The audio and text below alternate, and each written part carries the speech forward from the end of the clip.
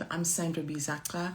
We are continuing with our series of talking about impactful women who defied the cultural expectations because they were anchored and rooted in their identity. Before I get into that, I want to tell you about my book. It's called Unyielding Strength. If you are a woman who has faced a lot of hardship, you have had to deal with a lot and you don't know what to do with yourself, and you have struggled, you don't know how to get past what happened to you, Unyielding Strength is the book for you. It will give you all the tools that I used to help me become the woman I am today and continue to become, from a refugee child to a global speaker. This is the book for you. Today we will be talking about the story of Sarah. I'm sure most of us have read about Sarah. Most of us have possibly judged her for the way she behaved. I mean, how could you possibly give your husband out to another woman? I've asked myself that many questions. But as we all know, that desperate moment lead us to make desperate decisions. And this is why it's important that we are rooted in our identity, because when we are rooted in our identity, it stops us from making decisions that will make us look better to other people, and we forget who we are. So my question for you and I today is, what happens when God's promises take longer than expected? I mean, the girl gave birth at 90. But if we look at Sarah and her story, what we often look at is a woman who just, waited silently, a woman that was happy. But the story tells us something different. We want to examine what it looks like to have influence through the long wait, because anchored identity is not only tested in moments of crisis, it's also tested in moments of silence, and she had a lot of silence. If you don't know the story of Sarah, you can go read in the book of Genesis. We meet Sarah, and right off the start they tell us that she was a woman of extraordinary beauty. She was married to Abraham. She was so beautiful that her husband pimped her off a few times. Sorry, I'm laughing. But I always find that so strange. If she was a woman in 2026, all of us would have told her to get divorced. Like, girl, leave. Anyway, so this woman was a woman of extraordinary beauty that her husband pimped her off a few times. And her husband had a deep calling. God called him that he was going to be a father of many nations. The promise was clear, very clear for Abraham, but the only way they could fulfill that promise of Abraham becoming a father of many nations is if she could bear children. But as we know that Sarah was completely barren. How do you bear children when you are barren? How do you create a lineage? How do you create a legacy when you are barren? I mean, you can't bear children. And so Sarah waited. God spoke to her husband. She's like, cool, I get to be a mom. But that didn't happen immediately. She waited years and years. The gap became wider, and the gossip got hotter, because I'm sure by then every other woman had heard that God had promised her husband that she was going to bear him children. And here's your old girl at 90, when people that had children of her age were probably becoming grandmothers. And I don't know why I think this is so funny. Sorry, I'm in a funny mood. But she is waiting when her friends are becoming grandmothers, and the Lord said to her, you are still going to be a mom. I don't know about you. I would have said, yeah, peace out. We done. Look at these people becoming grandmothers, and I'm going to have a child because their children will be like old. I'm going to be a grandma and a mom. But the Lord did something for her. Sarah still looked young. That's why she was so pretty.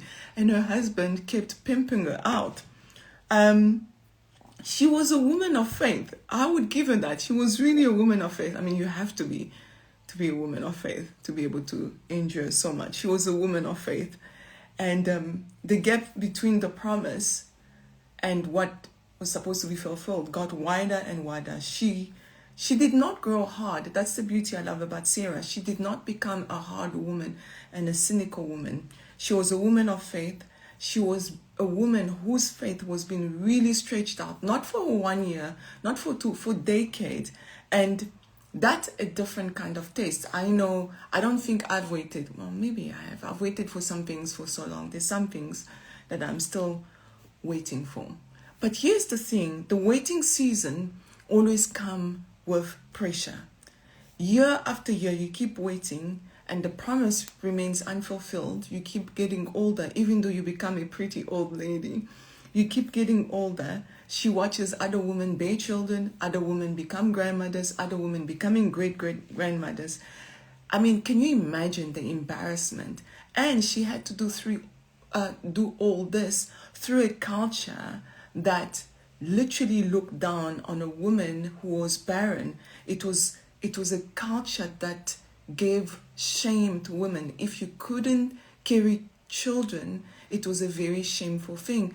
In 2026, we are able to decide, I want to have children, I don't want to have children, and nobody judges you. But in those days, your value as a woman was really tied to the fact that you could produce children. If you couldn't produce children, you were no good. And in Sarah's world, she was no good according to her environment and her society, but not in the eyes of her husband and not in the eyes of God. And I think that's very important for all of us to remember, that society and the environment that we are in can give us a label that is not according to the word of God.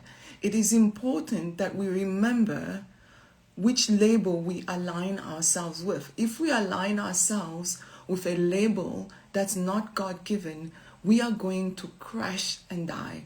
But if we allow ourselves and align ourselves with the label that God had given us or has given us, we'll be able to get through almost anything. And the name Sarah means princess. If God called her a princess, she was a princess. He did not define her by the fact that she could or couldn't bear children. Anyway, as the story carries on, the angel comes and shows up and says to Abraham, hey Abraham, your Sarah is going to bear children. And she laughs, like I'm laughing now. She laughs because it's so absurd. How am I going to have a child at 90? I mean, I get judgy when a woman is having a baby at 55. Like, why? See, society. I am society. I judge women that have babies in their 50s. Like, why would you do that? And Sarah was judged. And by the way, I'm changing my ways, because who am I to judge in a woman when she decides to have a child? But Sarah was judged. She's 90. And then so the angel of the Lord said to Abraham, hey, Abraham, you're going to have a son. And Sarah is like, ha, ha, ha, ha. Could this old body still bear children? It was not a laughter of joy. It was the laughter of disbelief. You know, it's like the laughter of disbelief when your spouse has driven you mad and you're like, I can't believe you just say that. Right? It's that kind of laughter. It's not a happy laughter. It's a laughter. I'm in shock. The only appropriate response to this thing is to laugh, because otherwise I'm going to lose my mind. And I think that's what Sarah was dealing with. She laughed in disbelief that I am 90, I am wrinkly, and our bodies are changing. I'm in perimenopause. I'm finding out about things that your body can do, and I'm in shock, right? So her body is probably going through the natural things that a woman's body goes through. But she laughed. This is a woman whose hope had been deferred over and over and over again. And the Bible says hope deferred makes the heart sick. It can make you sick when your promises are not coming through. But the thing is, that laugh is the most human and appropriate response. And God did not punish her for that. God did not say, how can you laugh at me? He simply asked her, is there anything too hard for the Lord to do? And I want to ask you today, is there anything too hard for the Lord to do? What is it that you are waiting for or have been waiting on that your heart has become sick? You no longer believe in the promises of God, and you are also laughing in disbelief. What has society put on you that you have allowed yourself to carry shame? And God did not punish her for her disbelief. He just asked her a simple question: is there anything too hard for the Lord? And I have to ask myself this question this morning, thinking, is there anything too hard for the Lord? There isn't. There's nothing too hard for the Lord. Absolutely nothing, right? So, what's also remarkable about Sarah, we talk about her as if she had a perfect faith. No, she didn't. She made lots of mistakes. And one of those mistakes is Sarah decided, I'm going to have a plan. And the plan is, I am going to fight to have this baby. Whether God is in it or is not, I am going to have this baby. But this also applies to all of us in 2026.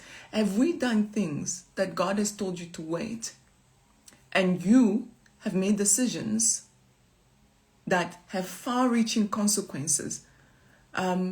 Sarah did not foresee the consequences of her decisions. Remember, God has, we always look at things in retrospect, like in hindsight. God has foresight of what's to come. But Sarah did not have the foresight. Yes, sometimes we tend to forget. We forget the truth. Sarah did not have foresight of what she was doing, but she was desperate. We sometimes make decisions. We don't see the far-reaching consequences. And those consequences, we are still feeling them in 2026 because that was the decision she made. Sometimes the decisions we make will have consequences for generations to come on our children. That's why it's important to wait when God has asked us to wait. So she decided to have a detour. She scans in her household. She found a pretty moto, hot-looking girl from Egypt called Hagar. She says, Hagar, I need a baby, and I am going to give you to my husband. Can you imagine? I mean, I'll kill both of them if that was me, just by the way. But she decided she's going to take a pretty girl. I mean, can you at least choose an ugly one if you are going to do that so that your husband doesn't get ideas? Sorry, I'm in a funny mood. She decides to find a pretty girl, pretty and young, to give to her husband. I would assume Abraham was also hot, moto. Because for the young girl, I don't even know if the young girl had a choice. She probably didn't. So she decided to take this young, hot girl, give to her husband, because she wanted a baby. She decided to make a plan. I'm a planner. Many times I make plans and I run ahead of God, and I'm deep in trouble. And I'm like, oh, flip. Lord, I have messed up. Please, can you get me out of this? And I think that's what Sarah realized, right? We all know that feeling of desperation, that feeling of feeling like things are not working out, so I'm going to make it happen for myself. Things are not working out. I am going to make it for myself. I'm going to take the shame away from myself. I am going to allow other people to admire the things that I'm doing. I'm going to also attend those play dates that everybody's been talking about. I want to be part of all of that. And we do those things without taking care, without thinking about the consequences of those things. Here's the thing though, her identity was still there. It's just her doubt took hold of her. She became very doubtful, that she forgot who God was. And when she began to forget who God was, she began to disqualify herself. And that's why she decided to make a plan. And that is dangerous, because that plan backfired, because now the servant girl decided, oh, I am pregnant. She started behaving like she's the the madam of the house. We've all had incidents where your housekeeper is behaving like a madam and it's not a nice thing to deal with. But Sarah, our dear Sarah, I feel for her because it was not easy. So now God has said to her, you must wait, I'll give you a child and we will build a whole generation through the child that's going to come through to you, even though you are old. And she sees time passing by. She's thinking, this guy is not going to keep his promise. I have to come up with a promise. She takes her maidservant and gives her to her husband, and she begins to treat her badly. And the consequences are dire because now Sarah soon realizes the thing that I had done was a mistake. Now, how do I change this? She decides to kick a pregnant woman out on the street because of her own jealousy, her own shame, her own anger. And we do that as women. We create things and then we punish other people for the decisions that we had made. And the other thing she did, she started blaming her husband for the decision she single-handedly made. She decided she wanted to have a baby a different way. It doesn't say much about what Abraham said when she approached him about with her maidservant, but she quickly realizes what she had done. So she kicks this poor woman out. And Hagar, that's a different story. We're going to talk about her another day. But Sarah's story still carries on. Eventually, at 90 years old, she conceives. And she calls him Isaac. Isaac means he laughs or she laughs. Let me just make sure on my note. She said, because God has brought me laughter. And everyone who hears about this story is going to laugh with me. Maybe that's why I was so giggly at the beginning of the story. Because, I mean, at 90, who has a baby at 90? That same laughter that was born from disbelief becomes the laughter of fulfillment, because God did not just give her a son. He redeemed the very thing she had laughed about in doubt. Isn't that so powerful? This is identity stability under pressure. It's not a linear journey. It's like sometimes we think our journey is supposed to be a straight line. It's the ups, it's the down, it's the doubt, it's the giving up, it's the I'm going crazy. Did I actually hear God? What if I didn't hear God? Did I make this up in my mind? We begin to question ourselves if we actually heard God. And a journey of faith, we have to be unwavering in what God had said and unwavering in our identity. Who we are in God is going to carry us through the hard times. And as such, because Sarah walked a path that was very unconventional, it certainly had its ups and downs, but her identity was anchored at some point and remembered who she was. And because of that, she became the mother of nations. Her legacy runs through Isaac, through Jacob, through the entire lineage of God's covenant people, and ultimately through Christ. And she is also named in Hebrews 11. Her influence is also personal and practical. She's the model the scripture holds up for a woman navigating long seasons of trust and of waiting. Not because she was perfect, but because she was real and kept going. And today I want to encourage you. I don't know what you have been waiting for, and you have given up thinking that you have failed. You have not failed.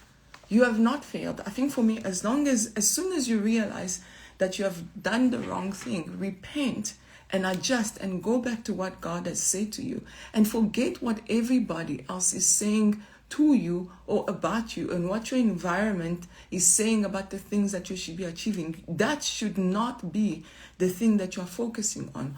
What you should be focusing on is the thing that God had called you to. And are you preparing yourself in those things? Are you preparing yourself? If God has called you to be a teacher and you cannot afford to be a teacher right now to go to school to study to be a teacher. There are endless resources. We are literally living in the age of information. Whatever you want to do, if you have the will, the capability, the right attitude, you can learn anything you want. So we have to be waiting intentionally.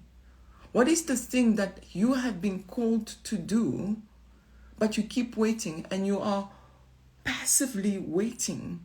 Waiting intentionally will get you where you want to go, because here's the thing. Every time you practice that thing, you become good at. It's like going to the gym. Every time you practice a muscle, every time you walk, every time you run, you get stronger with time. And before you know it, the opportunity is going to arrive and you are prepared.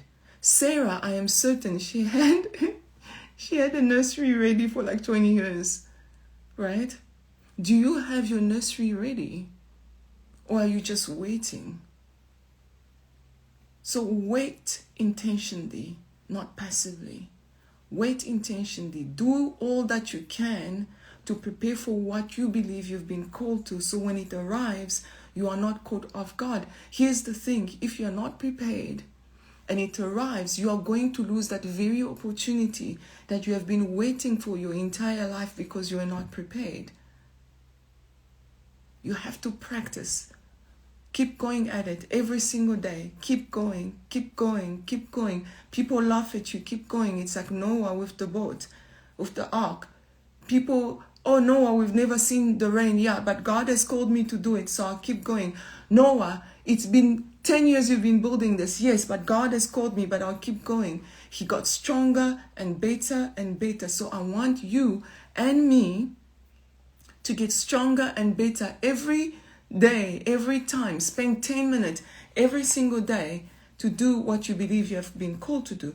I'll give you an example. I have been called to speak and I've had many opportunities to speak, but I want to get better at it. So what did I do? I got on a live every 30 minutes and I get to talk every day. I'm improving. I can even compare. If you go watch the live from 3 weeks ago to the live I'm doing today, they're completely different. Did I cringe? Oh yes. Did I sound? All of those things. But here's the thing. A year, by the end of the year, I would be even better. So keep practicing so that when the opportunity comes, you are not caught off guard and you lose the very thing that you have been waiting for.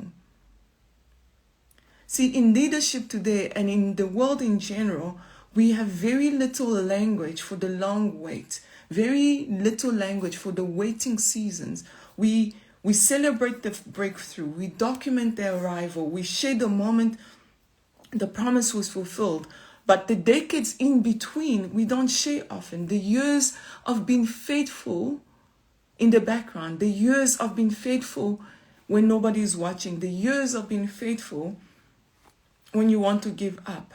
The unglamorous, we don't share the unglamorous journey of our journeys. Sometimes persistent doubt. I have dealt with persistent doubt. I have dealt with persistent insecurity. I have dealt with persistent shame that you think, flip, am I ever going to get it right? But we don't do that. We only share the highlight reel that we have arrived. And then we think things are supposed to be easy. No, let Sarah be an example that in the waiting, that way character is formed, that way identity is formed. That way, everything keeps going. Thank you. Thank you. So keep going. Keep going.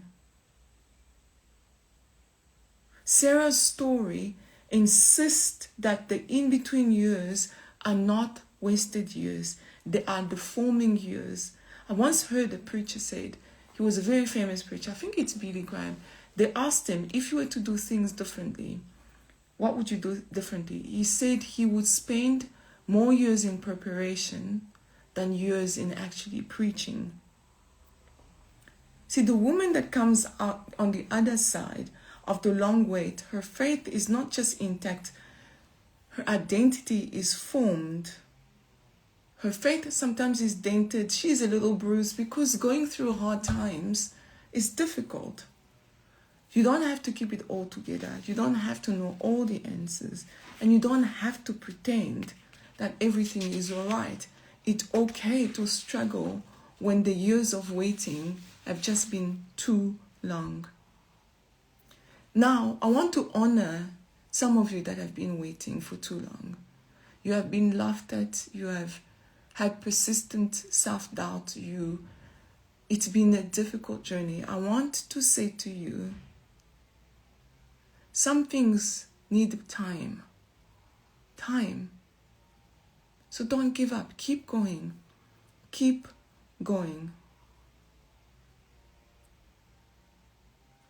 I want to ask you a question. Where have you been laughing? The laughter of disbelief.